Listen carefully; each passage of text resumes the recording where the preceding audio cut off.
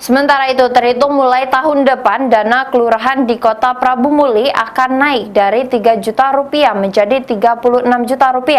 Keputusan ini diambil setelah DPRD dan Pemkot Prabu Muli menggelar rapat paripurna.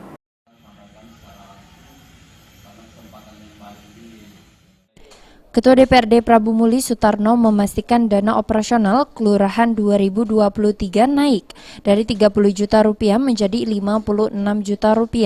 Pernyataan tersebut disampaikan anggota Dewan saat melaksanakan reses masa persidangan 1 tahun 2022 di 3 dapil. Dengan naiknya anggaran, Ketua DPRD Prabu Muli Sutarno berharap kinerja kelurahan bisa lebih optimal dalam melayani masyarakat, apalagi sebagai garda terdepan. Politisi Partai Golkar ini menambahkan naiknya dana operasional kelurahan merupakan hasil reses sebelumnya. Yang sebelumnya tadi 30 juta, untuk tahun ini dinaikkan menjadi 56 juta. Berapa?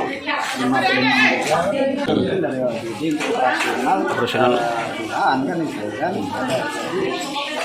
Sebelumnya 30.